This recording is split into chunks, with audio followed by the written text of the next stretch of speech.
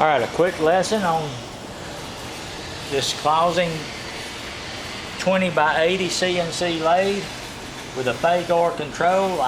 It's the 8055. To turn it on, of course, on the back of the machine, you flip the main power on. You come around here and push on.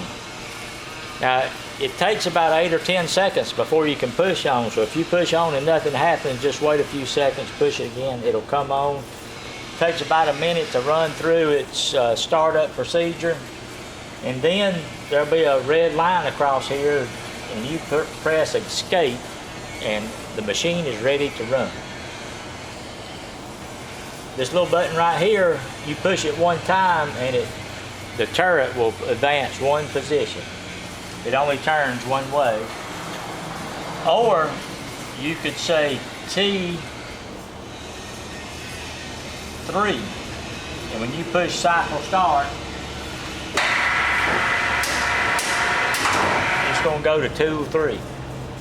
If you just want to click one space, you can do that, or you can type in the number. Of course, it goes in order. If you clicked it one time, it's going to go to 2, 4, and after that to 2, 1, and it only turns one way. You can push the S button, type in whatever speed you want, push cycle start, and then when you turn this spindle forward, it'll come on, spindle stop, spindle reverse. This is all your spindle controls. Here you have a percentage, it's plus and minus. You can't go higher than 100, but you can slow it down to 10%. That's as low as it'll go.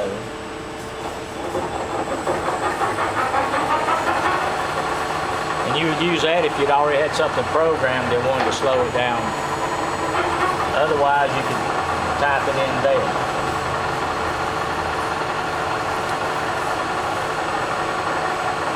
On your dials right here, the jog, with it in 100,